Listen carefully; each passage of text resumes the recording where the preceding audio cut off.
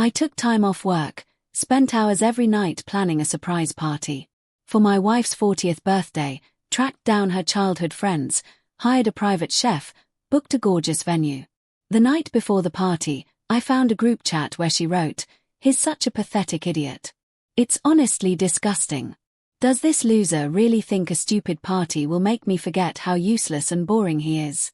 Being with him is the biggest mistake of my life. I can't stand even looking at his dumb face anymore." Her friends egged her on, calling me a joke and a doormat, laughing about how desperate I am.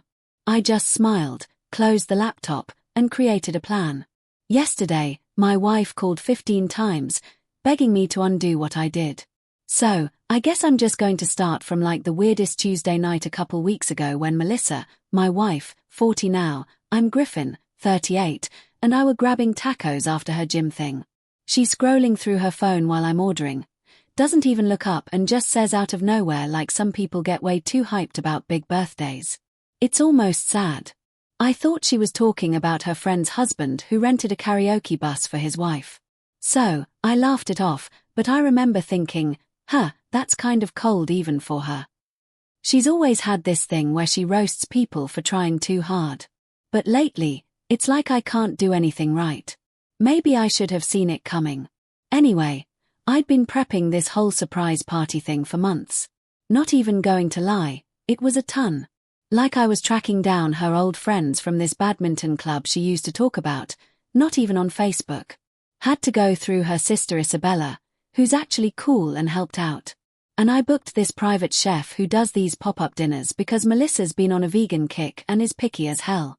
I even took time off work, which is a mess in itself, but whatever. I was juggling the venue, group chat with her family, keeping her schedule open, whole thing. I thought I was being slick like NGL. I was kind of proud of myself, but the last couple weeks she's been even weirder. She'd come home late, always work drinks or catching up with Mira, but then she'd get home and just go straight to her phone or iPad and basically ignore me. She'd make these little digs like, "Oh, did you remember to get oat milk?" Or, "Sure, you can handle dinner tonight." That kind of thing. IDK, maybe I'm sensitive, but it felt like she was just checked out. Not even mad, just like over it. She forgot our anniversary. First time ever. And when I mentioned it, she just goes, "Oh, right. Sorry. I was busy." I mean, damn. So, last Friday, the night before her party, I was in our bedroom trying to put together this Spotify playlist with all her old favorites and her laptop was open on the bed. I wasn't snooping, I swear, but her messages kept popping up in the corner and I saw my name. Like, not even subtle, just Griffin. So, yeah, I know I shouldn't have, but I clicked. I figured maybe it was her sister or something. Nah, it was some group chat called The Real One and it was Melissa, Aubrey, her BFF from college who never liked me. Mira and some others I barely know. I started reading and legit I wish I hadn't. She was just going off like not even venting, just straight up roasting me, saying I was pathetic, desperate, calling me a doormat, saying I was disgusting for trying to do this party, that I was boring as hell and she couldn't stand looking at me. And her friends were piling on like, "Why are you still with him? He's such a joke. You deserve better," or blah blah. And they're laughing about how I probably think this party is going to fix everything. Aubrey said, "I'm probably going to cry if anyone gives a speech." Mira said, "I'm like a lost puppy." Just brutal. And it went on for a while. Like, I scrolled back and it was weeks of this. Not just about me, but mostly. Apparently, she's been annoyed with me for years. Thinks I'm holding her back. I'm safe. I'm easy.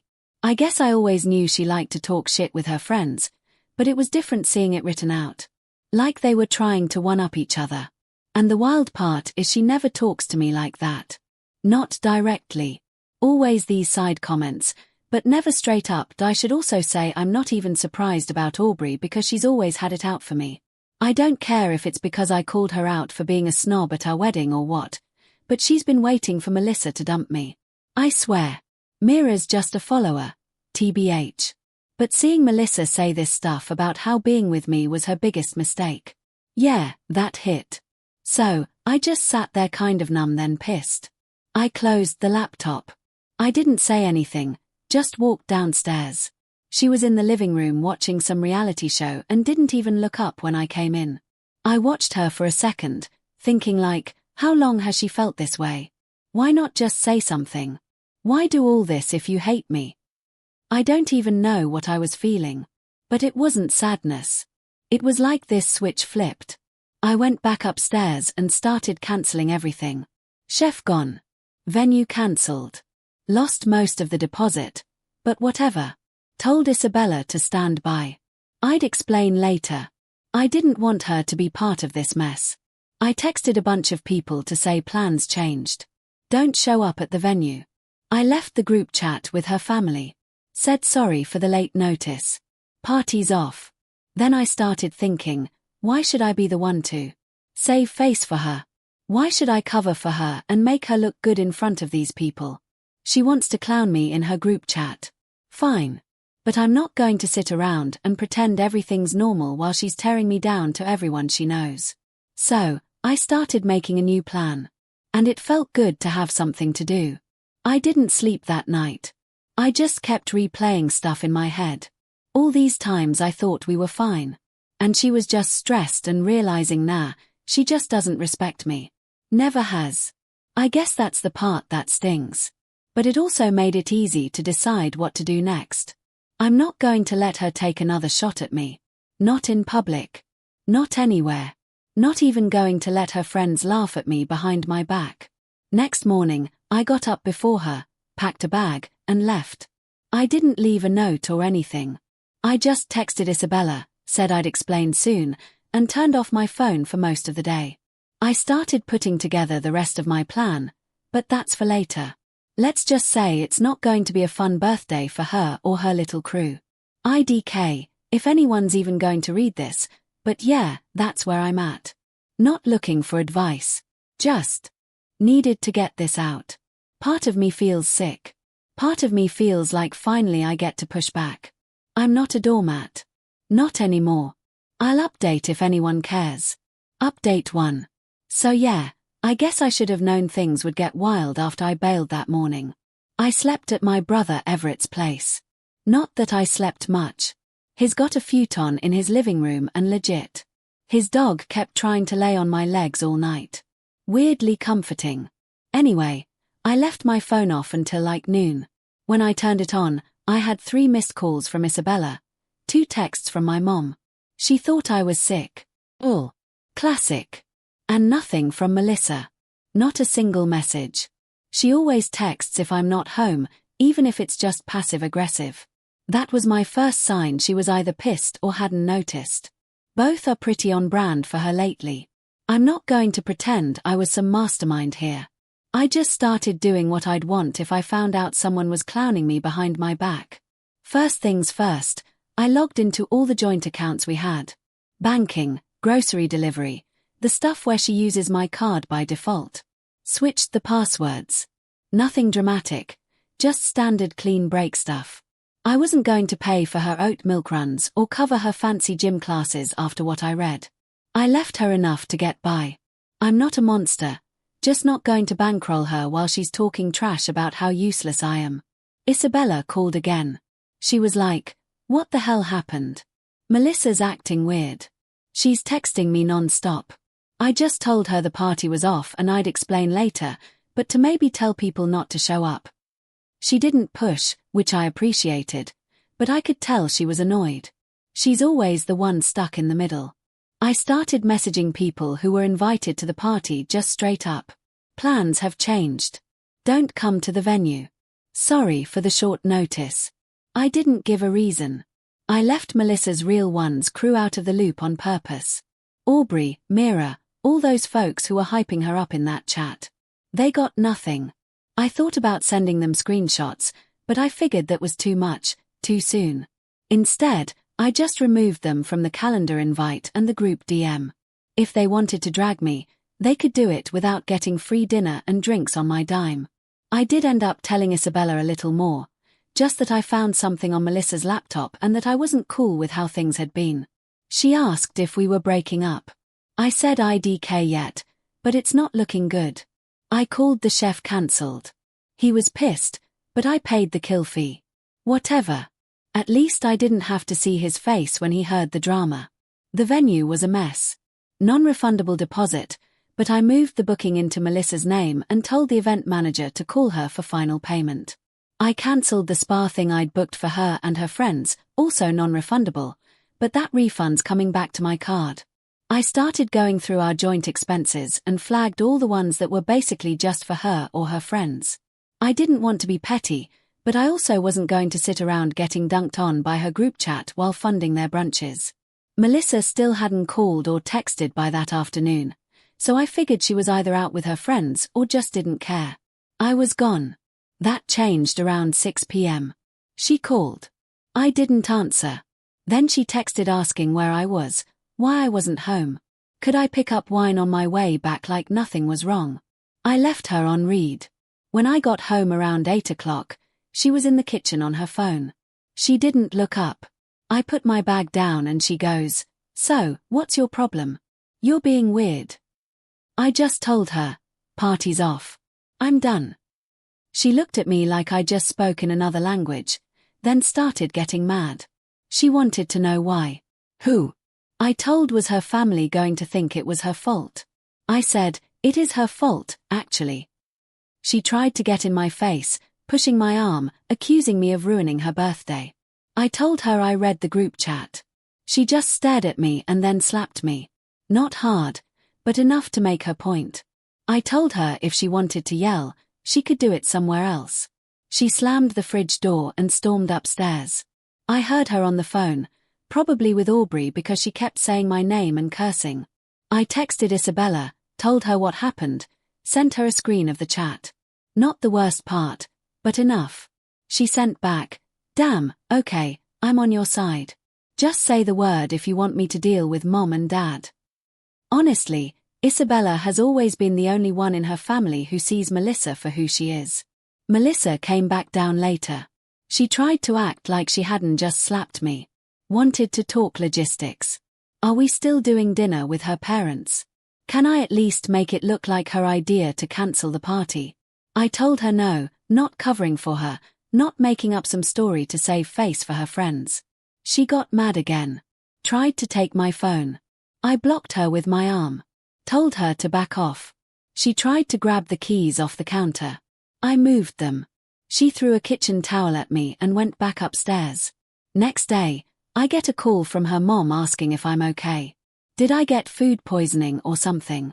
I just said plans changed. Her dad texted me not to stress. Apparently, he's seen Melissa blow up. I get that now. She's always treated me like I was the backup plan, the safe choice. And now that she's 40 and feeling stuck, it's easier to blame me than do something about it. Half her friends are single or divorced. They all egg each other on. I think Melissa hangs on to her resentment because she's scared to actually be alone. That's why she's so mean about it. It's not even about me most of the time. By late afternoon, Aubrey and Mira started texting. Mira asked if the party was still on. Said she never got an update. I just told her she should check with Melissa. Aubrey sent something snarky about me having a meltdown. Guess she didn't know I'd seen the chat.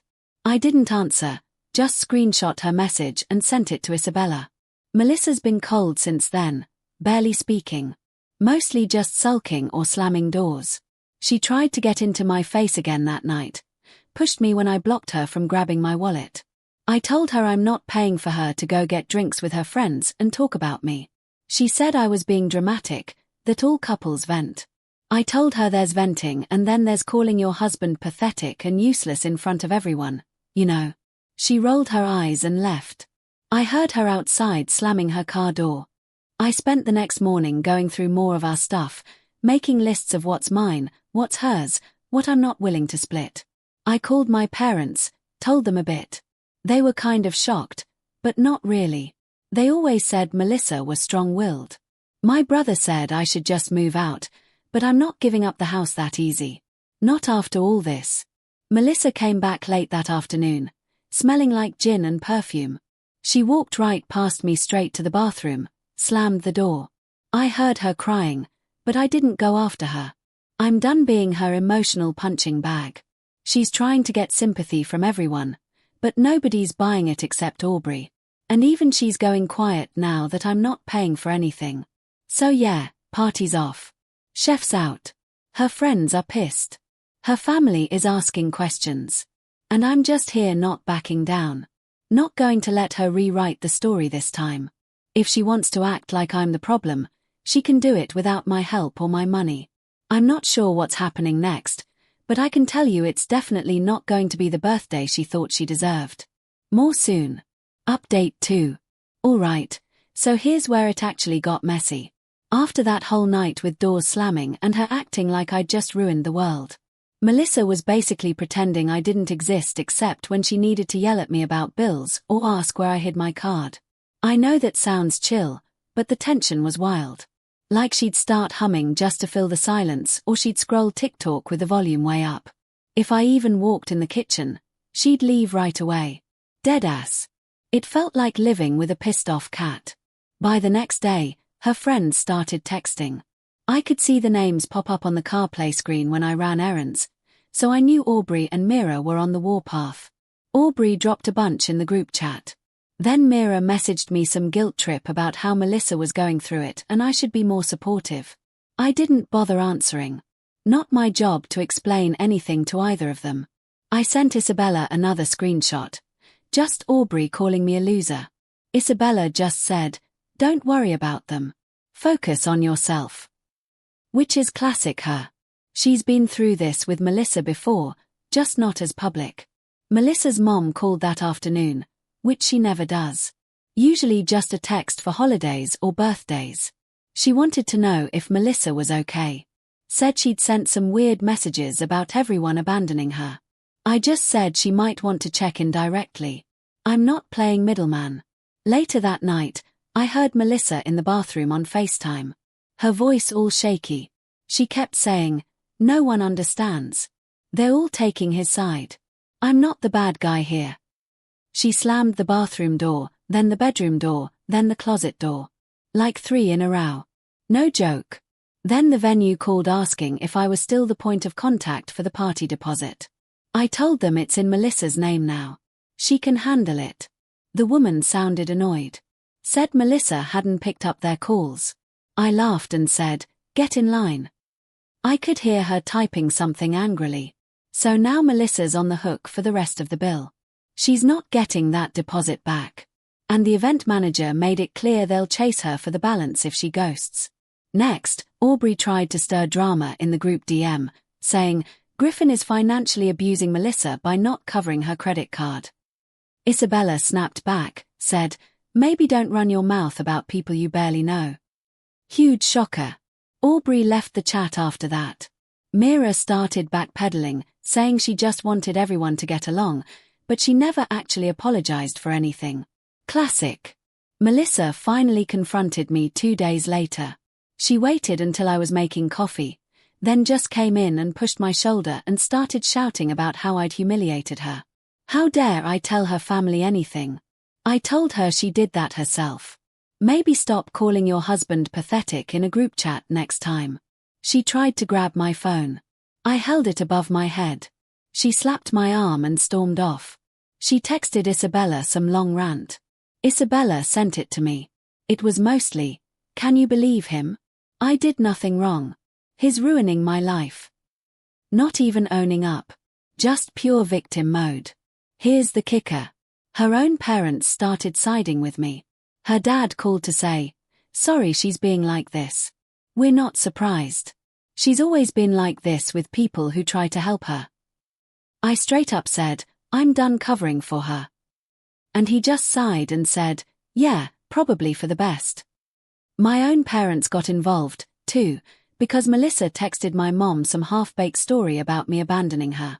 And my mom just replied, "Maybe you should talk to Griffin about that."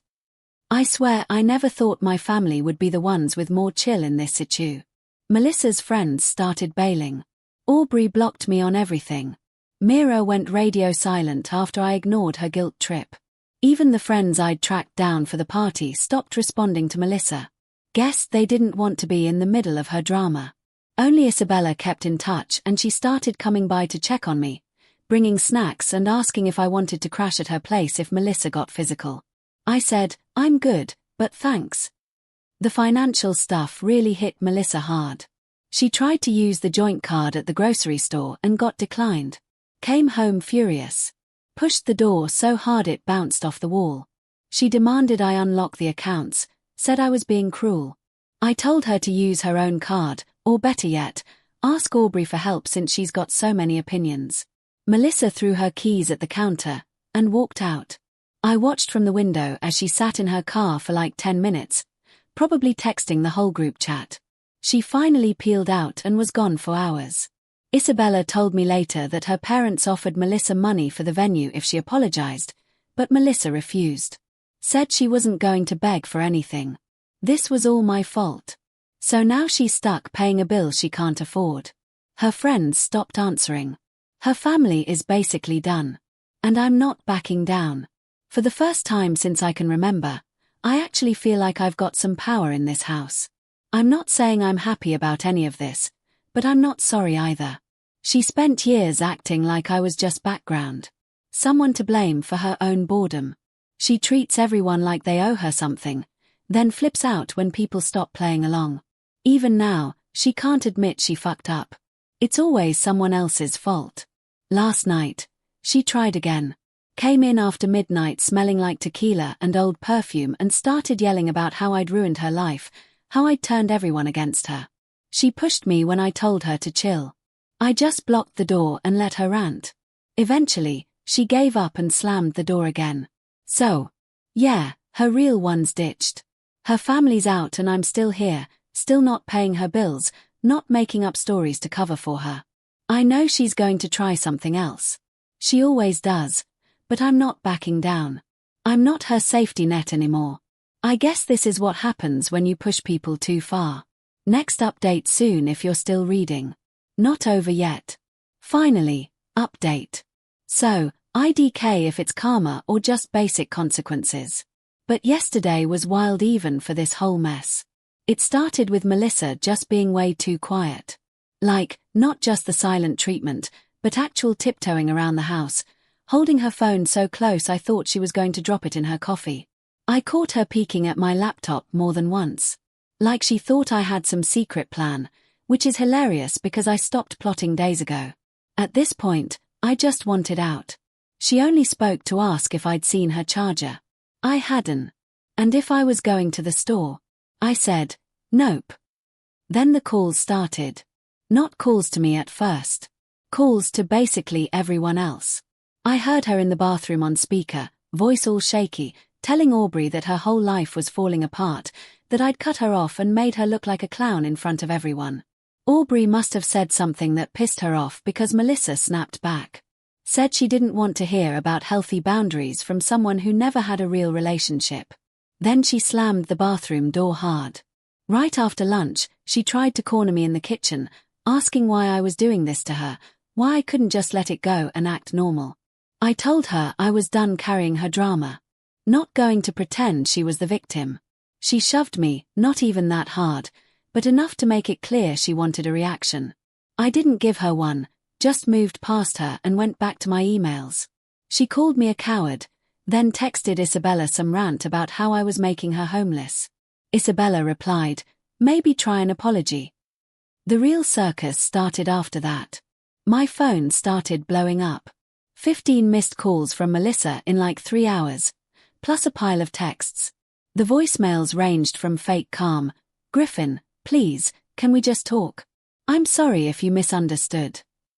To pissed, you're ruining my life. I hope you're happy, to straight up begging, I can't do this. Please just undo it. I'll fix everything. She even sent a few voice notes which I didn't listen to. I deleted them, not out of spite, just because I didn't need to hear more excuses. She tried to get into my car when I was leaving to get groceries. Actually yanked the door, then slapped the window when it didn't open. I told her to back up. I needed space and she just started crying. I drove off and when I got back, she was gone. 2 hours later, she came back with Isabella who just glared at me and shook her head like, you know this is a mess, right? I nodded, said nothing. Later that night, Melissa tried one last time. She waited until I was half asleep on the couch, came in, and sat next to me. She looked rough, like she hadn't slept in days, which is honestly probably true. She asked if we could just start over, if I'd help her fix things with her family, pay the venue bill, maybe talk to her friends, just be a team again. I told her I'm not fixing what she broke, not paying for her mess, not pretending I'm the bad guy so she can save face. She started crying again, tried to grab my arm. I pulled away. She slapped my shoulder, stormed upstairs, slammed the door. I texted Isabella, told her I was leaving in the morning, that she should keep an eye on Melissa. Isabella just said, "I'll handle it. You do what you got to do." This morning, I packed my stuff. Nothing fancy, just a couple bags and my laptop. Melissa tried to block the door, said I couldn't just walk out, that I'd regret this. I told her I already regretted wasting so much time. She tried to shove me. I pushed back, told her to move. She did, but she kicked the wall on my way out. I'm at Everett now, sleeping on that same lumpy futon. But honestly, I feel lighter. Melissa's still texting, still calling, but I blocked her. Isabella says she's finally realizing she burned every bridge, even with her parents. The venue sent her another bill. Aubrey's not answering her calls. Mira's ghosted. No one's offering to pay the deposit or cover her credit card. Her mom called me to apologize again. Said, maybe it's time for Melissa to figure things out on her own. I took out all my stuff from the joint accounts, changed every password, moved bills to my name only. I'm not paying for her spa trips or her streaming services or her endless oat lattes ever again. She wanted to embarrass me to her friends, tell everyone I was a loser, that I'd never stand up for myself. Now she's alone with her mess and her bills, and I'm not cleaning it up. Not going to lie, I don't feel bad. I'm not angry anymore, just tired. I know some people will say I went too far or that I should have handled it different. But after reading all that shit and getting slapped around for trying to do something good, nah, I did this for me. I'm not her emotional punching bag anymore. So that's it, I guess. My phone's finally quiet. I'm not sure what comes next, but I know for real I'm not going back. Not for her, not for her friends, not for anyone. She can call as much as she wants, but I'm done picking up. Thanks for reading if you made it this far. If you ever feel like you're being played for a fool, trust your gut. I wish I had sooner.